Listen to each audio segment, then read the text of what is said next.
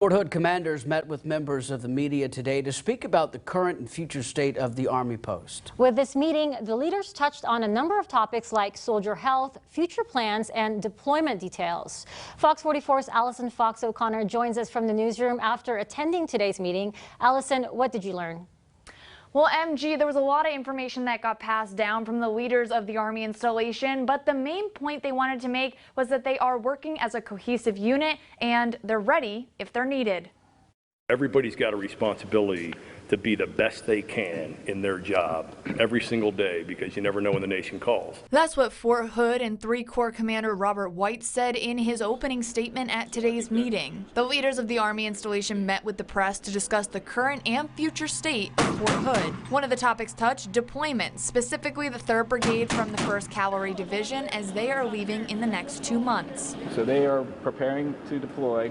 They'll deploy this summer and then go to Europe and reassure our allies and deter our adversary. And that's the mission. How do they do that? Exercises, joint exercises, combined exercises with our allies, and then training with our allies.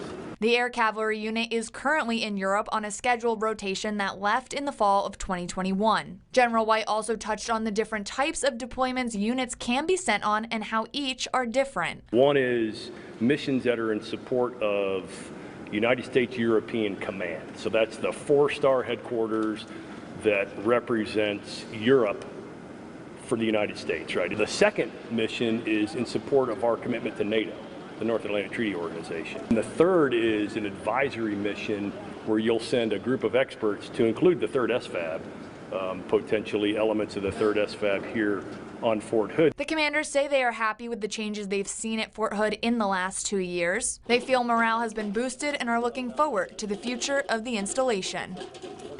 General White also touched on how important their People First initiative is and how much they want to grow that in the future. In the newsroom, Allison Fox O'Connor, Fox 44 News.